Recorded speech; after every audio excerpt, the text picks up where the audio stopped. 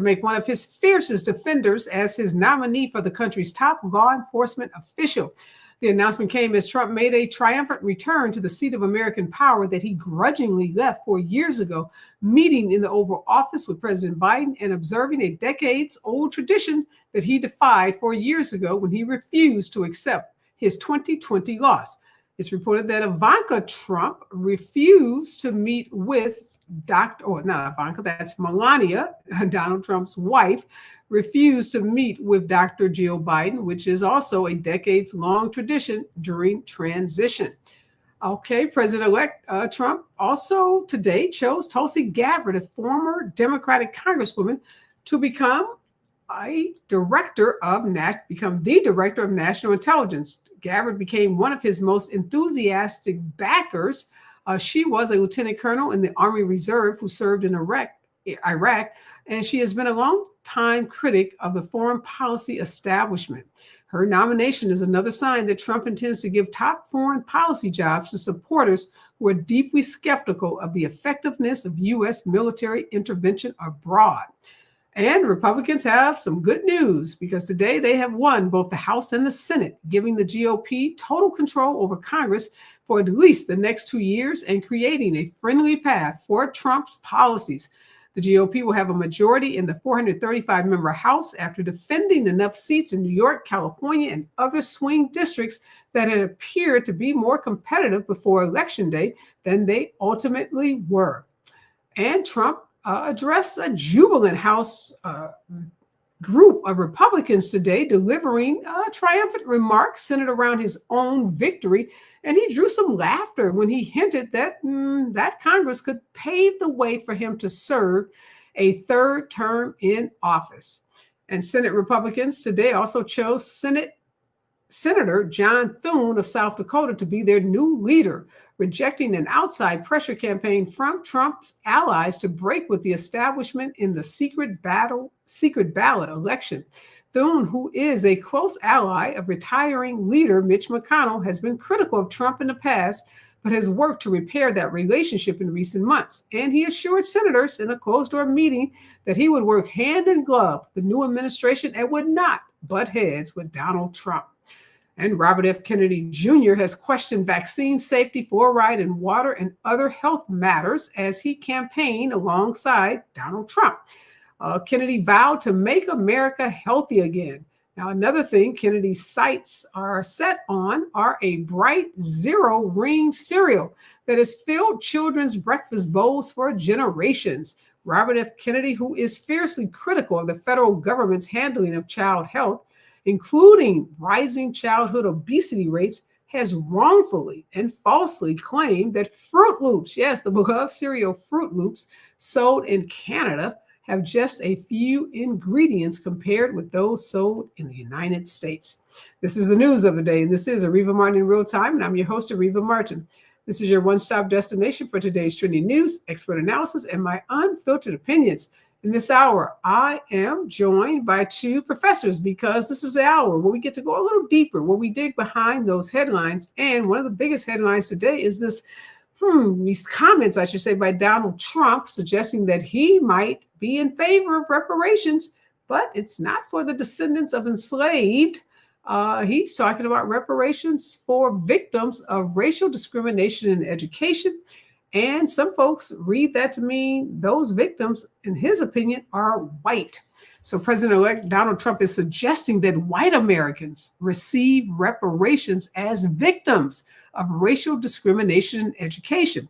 Now, in a video that has been widely shared on social media, Trump promised to pursue federal civil rights cases.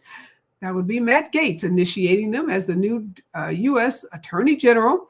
Cases against schools that continue to, what he say, engage in racial discrimination and unlawful discrimination under the guise of equity. The president-elect threatened to tax endowments and to issue fines against colleges who engage in what he calls so-called discrimination against white Americans. Trump said a portion of the seized funds will then be used as restitution for white victims of these illegal and unjust policies. He says these are policies that hurt our country so badly. Trump went on to say that colleges have gotten, I should say, hundreds of billions of dollars from hardworking taxpayers. And now we are going to get this anti-American insanity. Yes, he's calling diversity, equity, and inclusion anti-American. He calls it anti-American insanity out of our institutions once and for all. He says we are going to have real education in America. He says he's going to ask the Justice Department, again, under Matt Gaetz, to penalize colleges that consider diversity, equity, and inclusion and fine them so he can pay restitution to white people who he considers victims of racial discrimination. That's who we being 75 million Americans, not me, but Americans. 75 million of you voted for Donald Trump, and it hasn't even been a week since the election.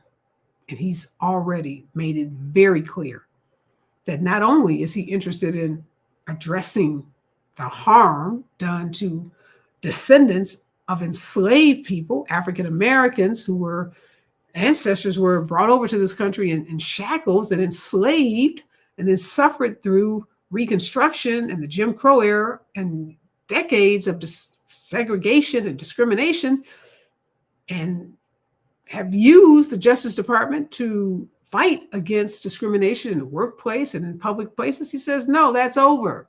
No, those so-called victims, he says that's anti-American. That's insanity. He says we're flipping the script, going to use this Justice Department, going to use these civil rights statutes to benefit the true victims of discrimination. He says those are white people. Folks on college campuses, white students, he says, who have been the victims of these anti-American, insane diversity, equity, and inclusion policies.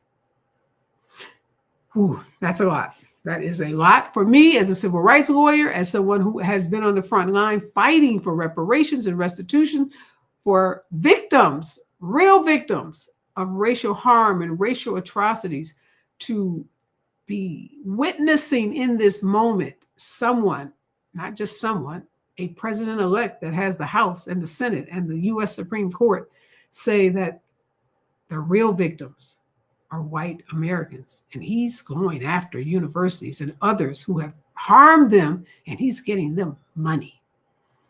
Never thought we'd be having a reparations conversation, but talking about white folks getting reparations. All right, when we come forward, Dr. David Eichard and Dr. Jonathan Collins are going to help us make sense of this anti-American insanity.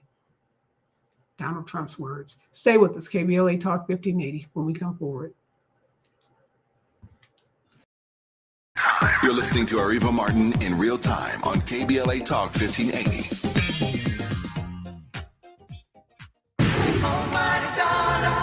Are you an entrepreneur looking to take your business to new heights? KBLA Talk 1580 is your partner in success. Every day, we celebrate and elevate Black-owned businesses across our community. Our KBLA SMB Marketplace currently features The Cookie Dip, Badass Bakes, Hair Concoction, Higher Education Accreditation Consulting, LACC Radiology Technology Department, and Malik Books. Your business deserves to be heard. Let KBLA Talk 1580 amplify your voice and connect you with our powerful community of listeners. Email smb@kbla1580.com today. That's smb@kbla1580.com. At KBLA Talk 1580, we've got your black.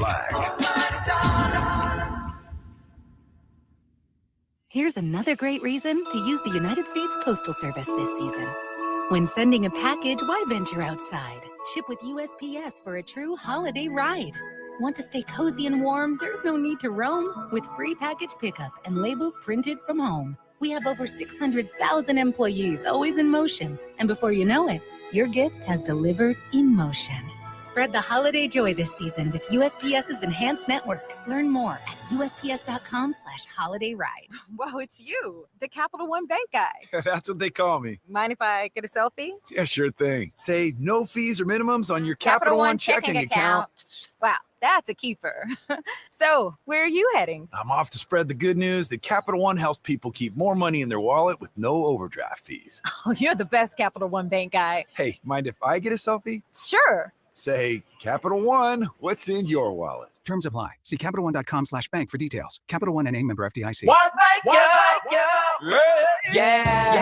The California Crusader newspaper would like to thank all of our subscribers for their support throughout the years, proudly serving the South Los Angeles and South Bay areas for more than 40 years. The California Crusader is a multicultural, Black-owned, adjudicated newspaper that focuses on providing newsworthy information to the people in our community.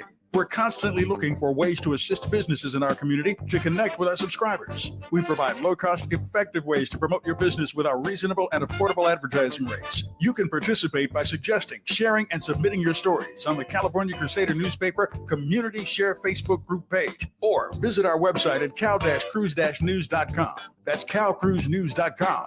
Then click on the Submit Now button located on the top right corner of the homepage, or text CCN to 42828. Again, text CCN to 42828. The California Crusader newspaper, working together to build a better community for our future. Subscribe today.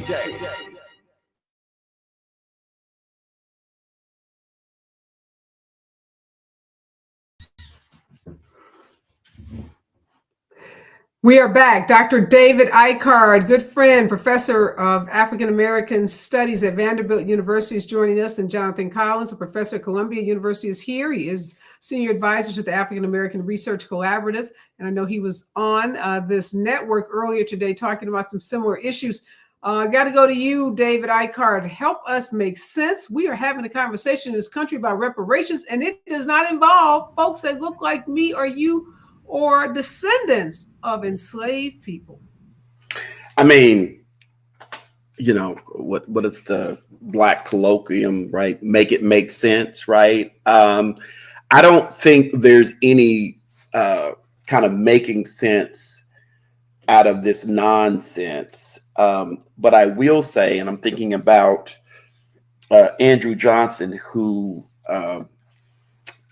became president after Abraham Lincoln was assassinated, and how at the time they had put together the Freedmen's Bureau, and the Freedmen's Bureau was designed to help get the previously enslaved populations, give them land, and of course the notorious 40 acres and a mule. And that program was moving forward. They were literally going to allocate previous plantation lands in the South back to the enslaved, many of whom fought in the war on the Union side that ultimately tipped the scale and helped them to win. And then Andrew Johnson, right after the assassination, inherited the presidency, and he was a friend of the working class white male. And he ended those programs. He instituted this kind of reparations type dialogue that unified the North and the South to form a confederacy, and then ushered in what is basically the modern day Jim Crow system, right? So as shocking as what we're hearing, the rhetoric coming out of Donald Trump's mouth, it's actually a continuation of a type of white solidarity, white rage kind of rhetoric, to invoke Carol Anderson, that is very much part of the DNA of America. So even as we've seen progress with a Black president, progress with a Black, vice president woman, right, which is a big deal. We should not discount those advancements. White rage is still part of the DNA of the U.S., and we're seeing it rear its ugly head in this moment. Yeah, what for you, Professor Collins? Columbia, in particular, had been the subject of a lot of white rage from Republicans even before Donald Trump was elected. I'm thinking back to some of those hearings on Capitol Hill, Elise Stefanik and other Republicans who were drilling presidents of universities over their policies and the handling of anti-Semitism on campuses after, the attack by Hamas on Israel. So Colombia has been front and center in this whole conversation about anti-Semitism, about DEI. What are you thinking in this moment might a Donald Trump presidency look like, and his directive apparently that he's going to give to the Justice Department? Will that essentially end any efforts by universities to, do anything to promote diversity on his campuses? Well, wow, Areva, you're coming straight to the workhouse, huh? I have two daughters that graduated from Columbia. One's still there, and one just graduated. So I have a lot of love for Columbia. Oh yeah. So to your point, we were ground zero for a lot of the conservative backlash that we've been seeing against some of the more recent versions of the DEI attacks. The most blatant in terms of the attacks on the college presidents was, of course, Claudine Gay at Harvard University, the first woman president in Harvard's history.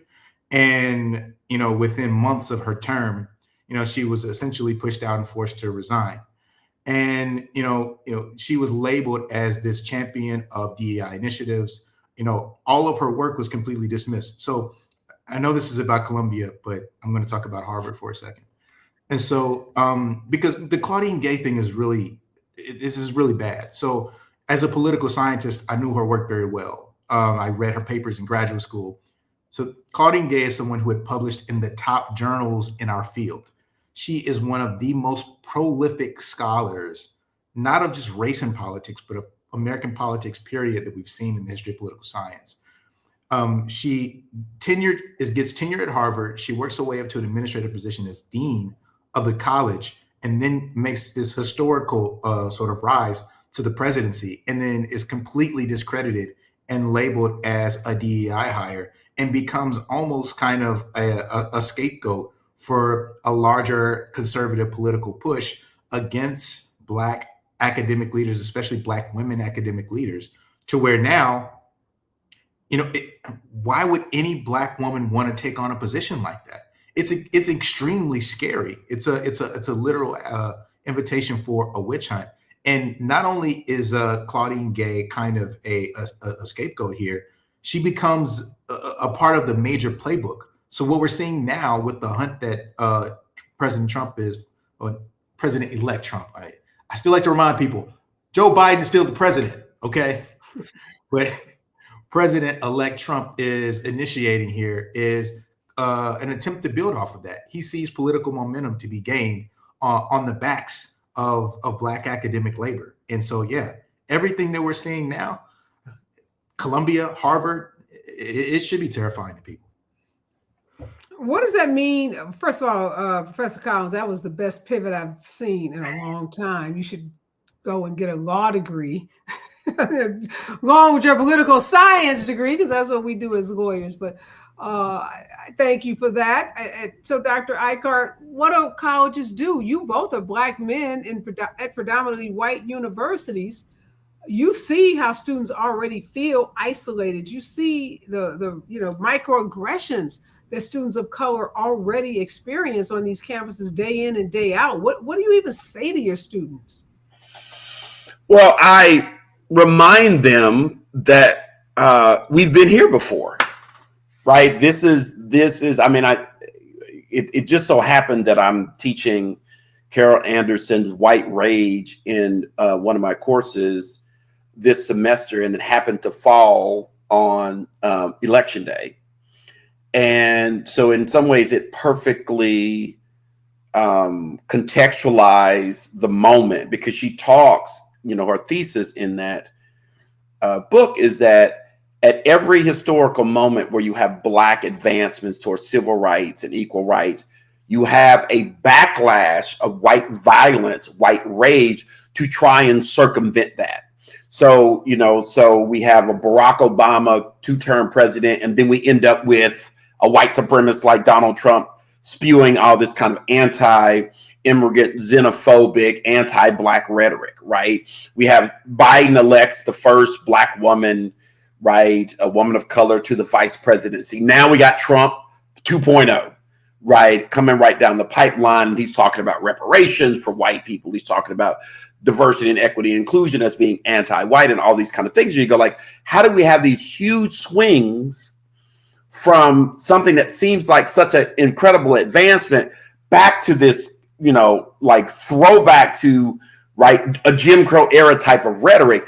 And what Anderson says is that is the pattern, right? And so what I tell my students is that while this is definitely disturbing, you should understand that this has been the pattern of the US, but it also has been the pattern of Black folks and Black women in particular to get back in this fight, right? And to push back against this misinformation, to push back against white supremacy, to develop tools, strategies to reassert our own humanity and agency, right? This is not new, and we are not new to this, right? And we are also up to the task of this.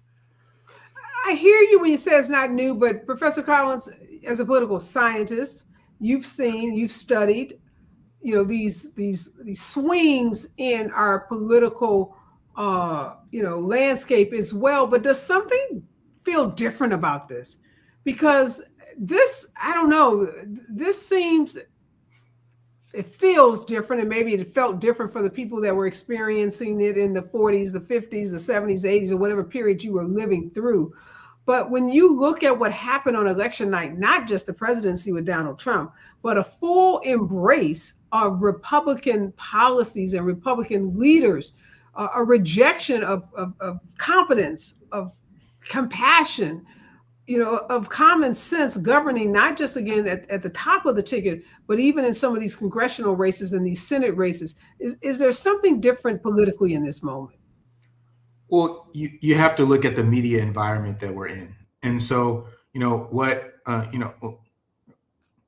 a concept that we have been studying in political science for a while is this concept called racial resentment. And it's an empirically measured concept. And it basically looks at the psychological development of anti-Blackness. And what we found is that the strength of one's negative racial attitudes towards Black Americans is very predictive of certain policy positions and the appeal of certain candidates. So, you know, one of the strongest predictors of whether you voted against Obama, for instance, in 2008, was the level of racial resentment that you held towards Black Americans. If you bought into stereotypes that Black Americans were lazy and not hardworking, that that other groups have gotten ahead and that we should be doing the same, and that we are naturally sort of unintelligent. And so the more that you believe these stereotypical ideas of Black Americans, the more likely you are to support candidates who are not only conservative, but embrace racially conservative issues. And so, but what we've seen between 2008 and now, we've seen a Republican Party move farther and farther to the right and become more and more verbose in their commitment to running on these policy issues that are blatantly racist.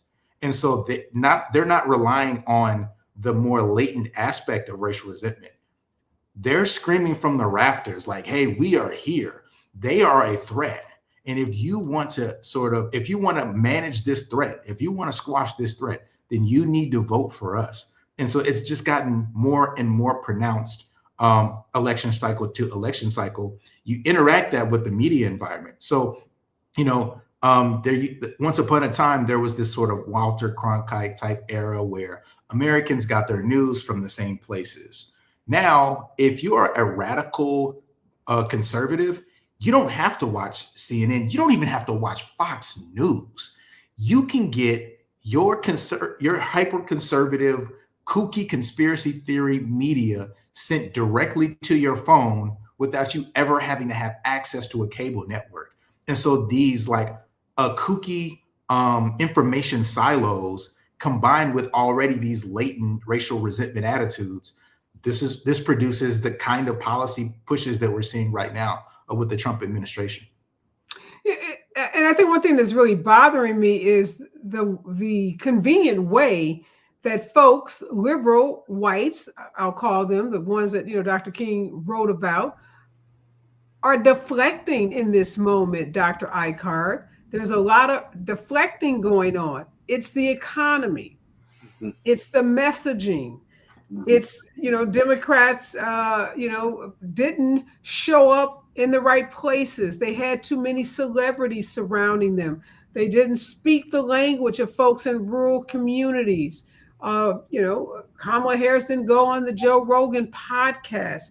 So there are all of these convenient, some sound more legitimate, like the economy, like the price of gas, like the price of, groceries.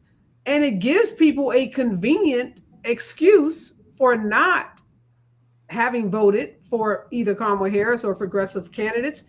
And it makes you seem as if you, again, are one of those, see race around every corner kind of people when you bring it up. So now it's not in vogue to even talk about race. You seem like an outlier, like you're creating division. So they've made it so that even the conversation about it is divisive, and that somehow you are refusing to accept the universally accepted reason we are here today with Donald Trump, and it was solely related to the economy. When we come forward, more with Professor Icard and Professor Collins on Trump's pronouncement about reparations for white people. Stay with us, KBLA Talk 1580. More of Areva Martin in real time when we come forward.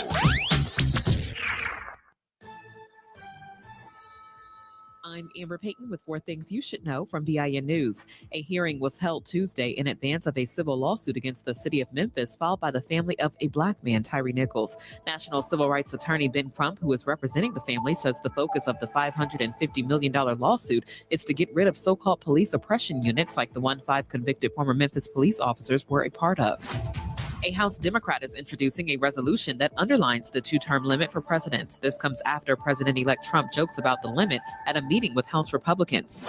Billionaire Elon Musk and former presidential candidate Vivek Ramaswamy have been selected to head President-elect Trump's new Department of Government Efficiency.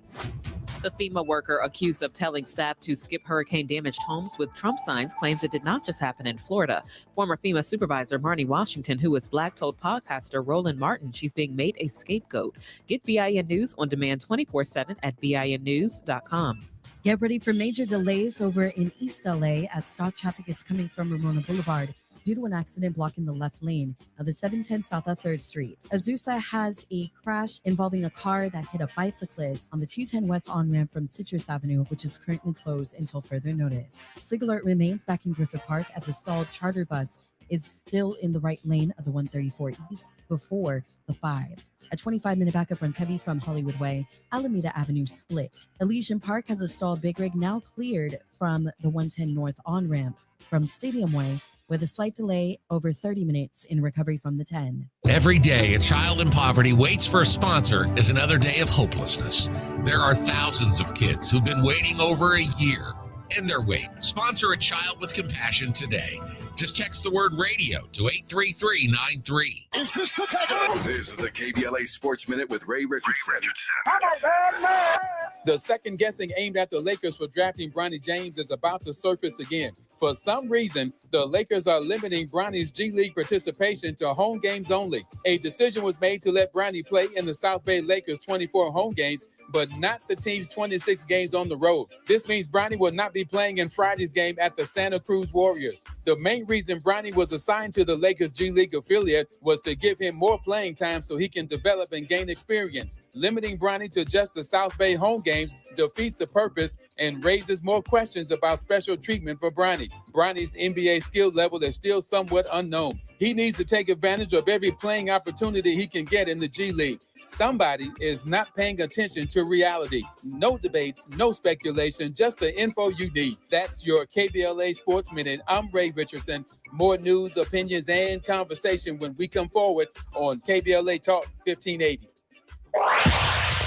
Follow the leader. KBLA Talk 1580. Follow the leader. If you're not following KBLA Talk 1580 on all of our socials, then you're missing out. Download our app and find us on Facebook, Twitter, Instagram, YouTube, and on the web at KBLA 1580. That's right. Again, you can find all of our socials at KBLA 1580. We've got a lot to talk about. By the way, if you miss any of our weekday shows in real time, you can always catch up by checking out the podcast of your favorite shows at your leisure. At KBLA Talk 1580, we've got your black. Got your black. Follow the leader when the leader. Oh my God. Follow the leader. Follow the leader. Follow the leader. Linking social justice and climate justice all year long. We're unapologetically progressive. KBLA Talk 1580. Medicare open enrollment is here, and it's a time you can make changes to your health coverage. Yet, watch out for enrollment and marketing scams. Remember, Medicare will neither call you nor solicit your business. Guard your card. Never give out your Medicare number to strangers. Unsolicited calls, door-to-door visits, and emails are prohibited. Take your time. Don't feel pressured to make a quick decision. Report scams to our California Senior Medicare Patrol at 1-855-613-7080. KBLA Talk 1580. We've got a lot to talk about. KBLA Talk 1580 is committed to self-care and community well-being. Walk Good LA was formed in June 2020, inspired by the Black Lives Matter movement and the beginning stages of the COVID-19 pandemic. What began as a few minutes of breath work and yoga meditation before protests against police brutality turned into a safe space for the community to heal in hard times. The immensely positive response from the community transformed the momentum into a movement. Today, Walk Good LA is a Black and Brown-led community wellness organization based in Los Angeles. They provide spaces for healing through community yoga classes, guided meditations, hikes, run clubs, and other activations throughout Los Angeles that attract hundreds of members weekly. With the help of Propel and Michael B. Jordan, they now have a yoga and wellness studio in Los Angeles called the Walk Good Yard. To join their mailing list and connect with healing spaces, please visit walkgoodla.org. That's walkgoodla.org. Or find them on Instagram at walkgoodla. This is a community call to action, a community call to healing from KBLA Talk 1580. As we go a little something like this. Hey, it is me, D.L. Hugo, and I am thrilled to be heard weekdays in my hometown on KBLA Talk 1580. So check out the D.L. Hugo Afternoon Show weekdays from 2 to 4 p.m. exclusively on KBLA Talk 1580. We got a whole lot to talk about, let me tell you.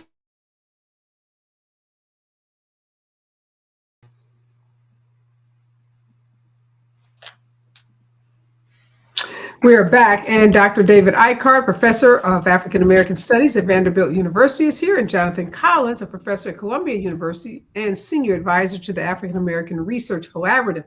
We're talking about the fate of diversity, equity, and inclusion, particularly on U.S. college and university campuses. After Donald Trump, president-elect, has made the statement that he believes universities have been engaging in discrimination. He calls it unlawful discrimination under the guise of equity. And he says he's going to tax the endowments and issue fines against colleges that engage in what he calls discrimination against white Americans. Dr. Eichhardt, Donald Trump is flipping the script, using the Justice Department and the federal civil rights statutes, presumably, is what he's going to direct Matt Gaetz, his perhaps new U.S. Attorney General, to use those federal statutes that were enacted as a part of the civil rights movement in the 60s to address rampant discrimination in the workplace and in public places, to use those same statutes that were designed to protect Black folks and people of color from being discriminated against, to now provide some kind of relief for white folks on college campuses. And one of the things that we have to worry about in a Trump administration is the rewriting of history and the revisionism that is taking place already and will continue to take place. How do we prevent young people from believing that slavery, I suspect that Ron DeSantis' definition of slavery, that it was a job training program, that will become a pretty standard talking point for Republicans? Yeah, I mean it's a scary proposition without question.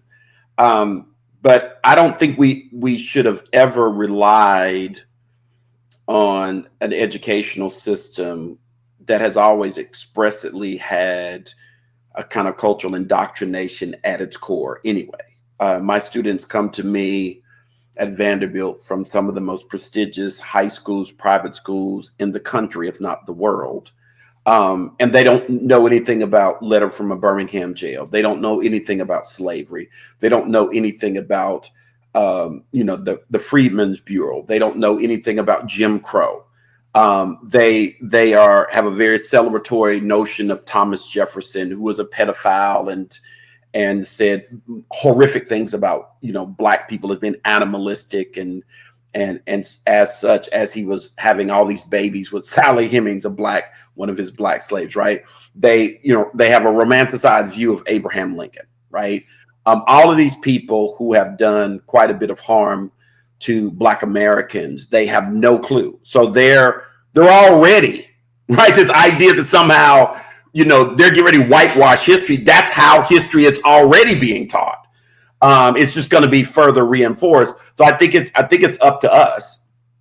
I mean, you just had that major victory down there in West Palm Beach with your own successful fight, and congratulations on that. And I think that's the kind of thing that we're going to have to take it upon ourselves, right? Individually and collectively as a community, and we just can't rely on these institutions that are kind of foundationally propped up by white supremacy to educate our children, because they're going to do what they were designed to do. And I think part of what we're seeing too with this election is that we can't just rely on the vote, right? We can't just be like, oh my gosh, we voted, it didn't go our way, woe is me, right? We've got to stay involved at the local level. We got to stay involved at the state level. We got to stay involved in our communities. We got to let our voice be heard. Just because people have all of these plans for all of this disruption and this, malfeasance in the name of white supremacy doesn't mean we have to stand for it. Doesn't mean it has to go uncontested. And so I think that has to be our mindset, that we have to push back in all the ways that we can and not rely on these institutions to do all the work of educating our children and giving them, the insight as to like Black struggle and the history of kind of white supremacy.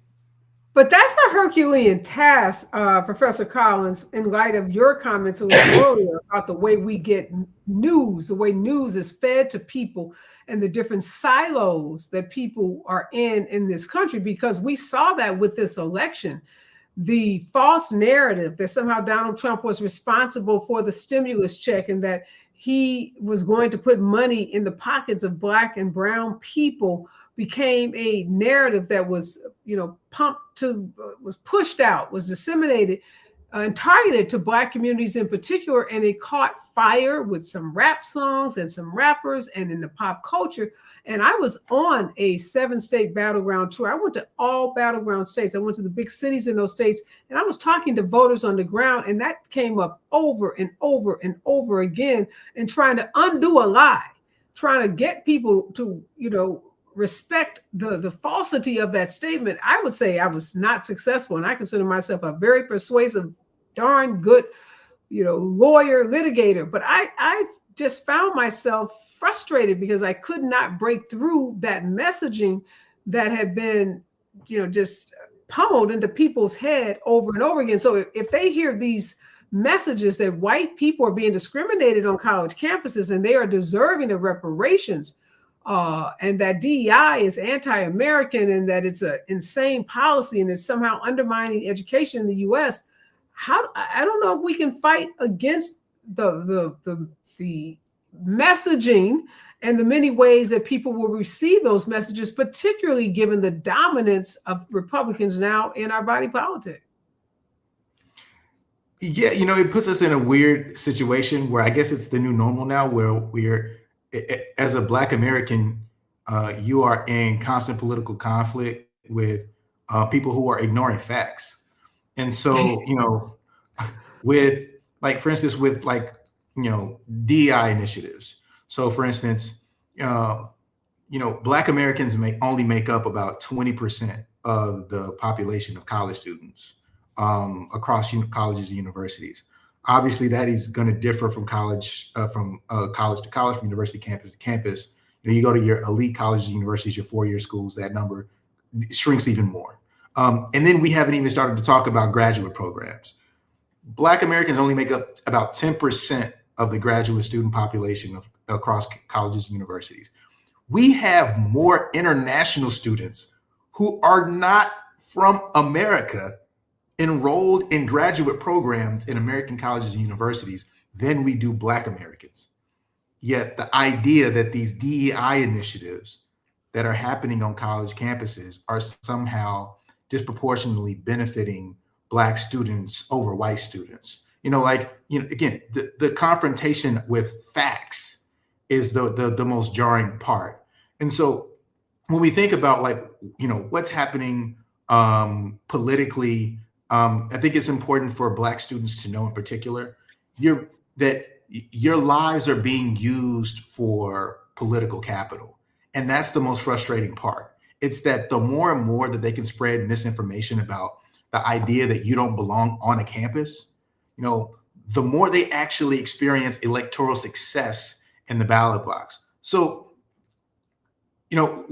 what's jarring about the election is not just that Donald Trump won, it's that Kamala Harris, 538, gave her a 90% chance of winning the popular vote. 90% probability of winning the popular vote. She loses the popular vote by 3 million votes, right? By 3 million votes.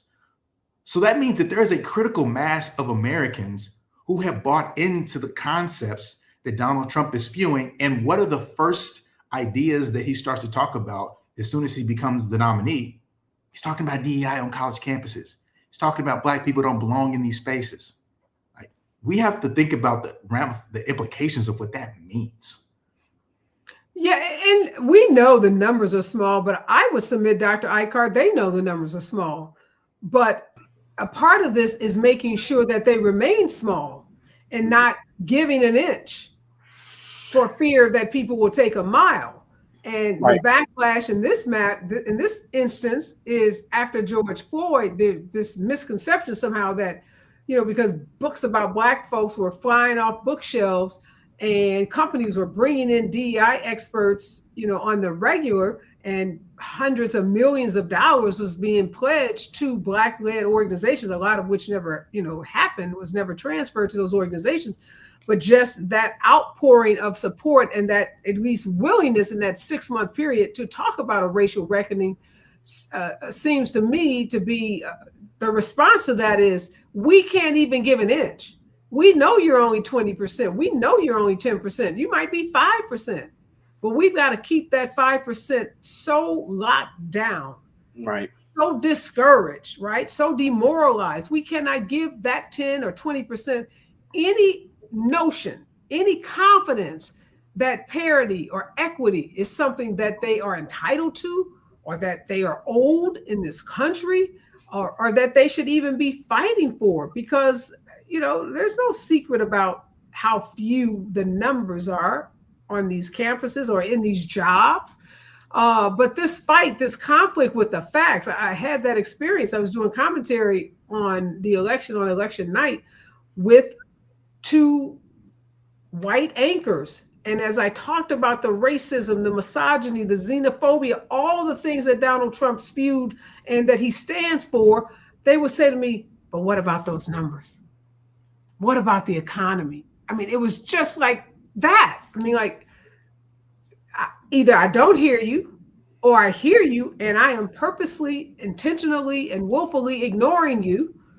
And that is a conversation that we refuse to engage in because we are going to stay with the script. And the script is the economy, immigration, the war in Gaza.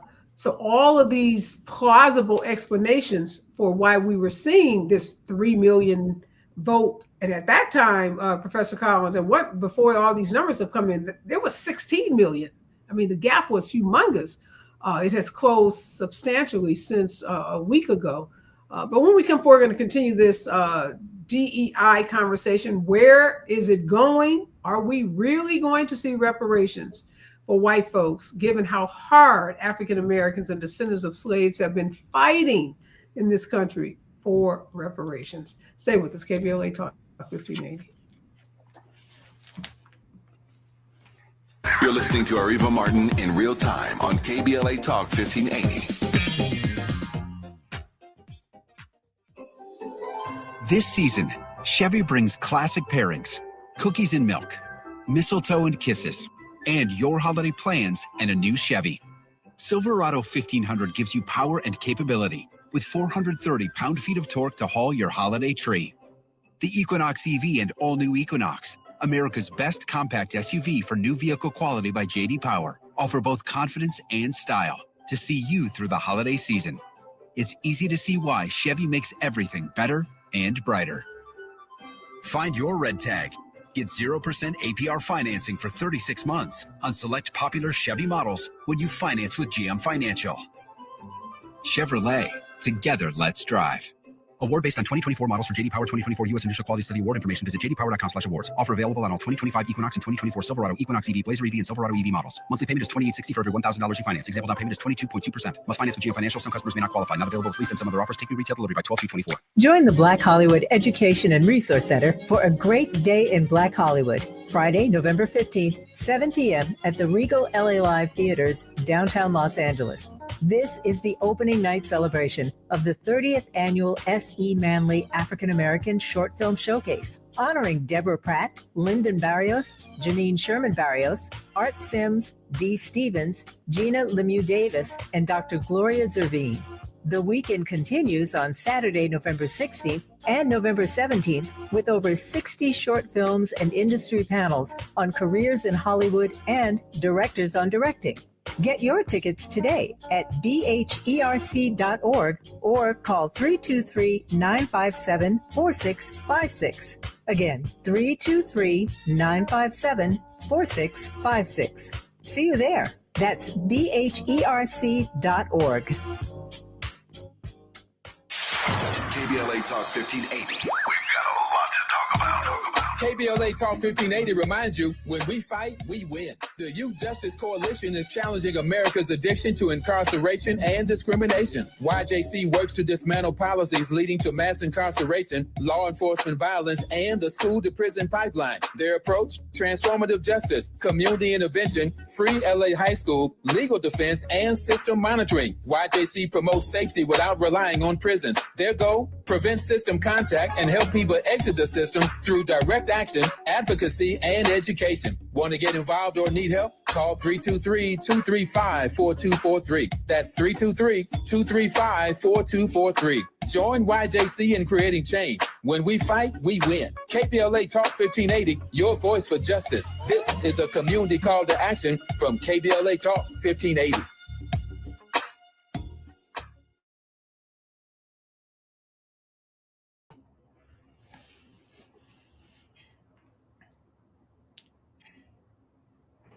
We are back, and Professor David Eichhardt and Professor Jonathan Collins are joining me. We're talking about Donald Trump's shocking comments about discrimination against white students on campus. He somehow is conflating and confusing, suggesting that somehow because campuses want to have diverse student bodies, that they are discriminating against white students. He says they're doing this unlawful discrimination under the guise of equity. Why, Professor Eichhardt, do people get the conversation about equity so wrong? Why do people think that it's a zero-sum game? And I'm sure you've seen this on your campus.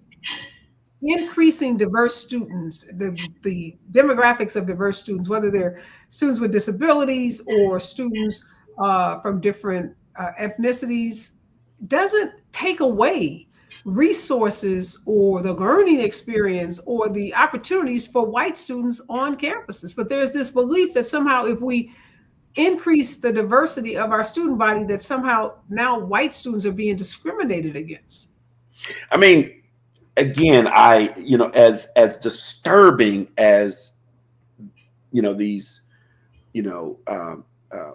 white supremacist responses are, they're also not terribly shocking given the trajectory of white supremacy and the ways in which whites have traditionally scapegoated Black people. Black people are the favorite scapegoat of white America. And some things that we need to point out here, that why this is so important in this particular moment. There are 66 million whites living below the poverty line. 66 million, right? There just been a projection the other day that first-time home buyers, which like a couple of years ago would be around the age of 35, that first-time home buyers now at the current moment would be in their 50s, mid-50s, 56.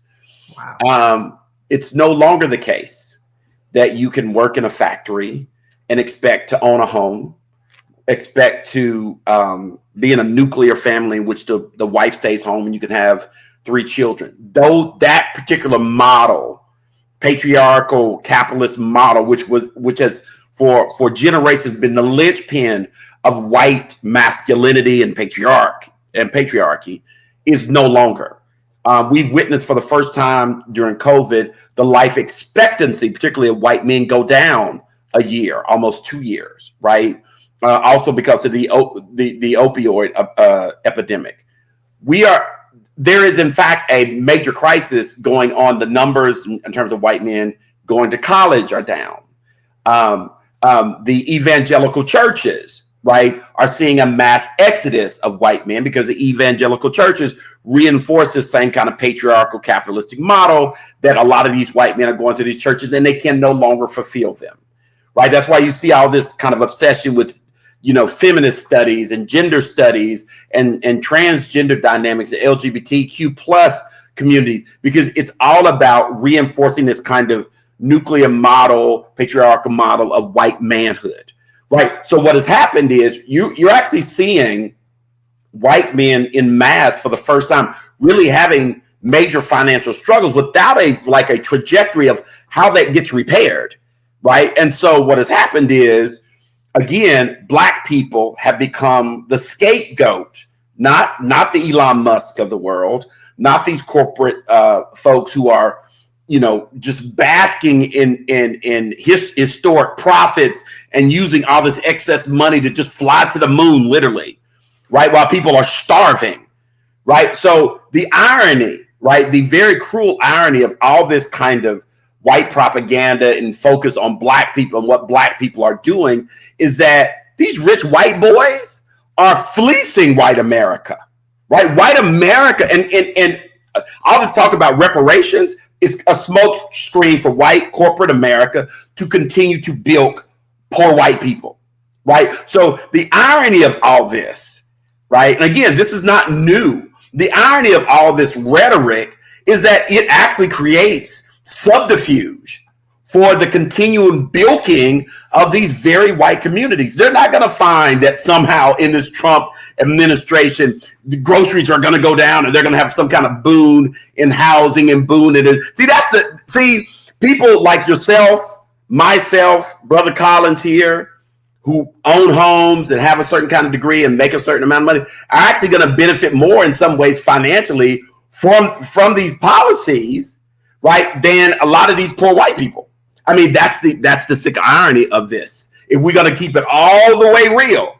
So a lot of this stuff that they're playing to the cheap seats. But at the end of the day, these people are not going to benefit financially from this administration. In fact, just the opposite. No, you're right about that. And it's funny, and I'll end with you, Professor Collins, you're a political scientist. There's a big debate now over who should take over the DNC, the Democratic National Committee. And some folks are saying we can't have a second Black person like Stacey Abrams because we already have Jamie, we've had Jamie Harrison in that position. So we can't have 2 Black people in a row. And the Democratic Party has a problem with white men. So we got to get a white man in this position, and we got to get more white people running, men running for office. What do you say to that? I mean, I've read that now in many articles that one of the reasons we lost is because we had a difficult time relating to and talking to white men, and Kamala Harris could not connect with white men. I think the last 3 election cycles have shown us what the reality is. And it's that, the Democratic Party's best pathway forward is for leaning in on multiracial democracy. That the Democratic Party has not won the majority of white men since like 1972. They've been consistently voting for Republicans. And so, what's the old saying? If someone tells you who they are, believe them. Well, white men have been telling us who they are for 50 years. And at some point, the Democratic Party has to believe it and move forward with a multiracial, multicultural idea of how it views itself. And so is another black face of the Democratic Party too much? No, it's a necessity. If they want to be successful moving forward, they need to cater to folks who look like the folks who show up to vote for them every single election. And so it's as simple as that. Well, we are out of time. A brilliant way to end this hour. Thank you so much, Professor Eichhardt. Thank you so much, Professor Collins. This is a conversation, obviously, that will be ongoing and continuing, because I suspect that Donald Trump is going to go even further. His statements and his executive orders and his minions are going to go even further. So we have a whole lot to talk about and a whole lot to do, rolling up our sleeves and getting to work in this next 4 years. Thank you again for joining me. The next voice that you hear will be Robin Ayers and the Raw Report right here on KBLA Talk 1580. Stay with us. $50 million lawsuit is to get rid of so-called police oppression units like the one 5 convicted former Memphis police officers were a part of. A House Democrat is introducing a resolution that underlines the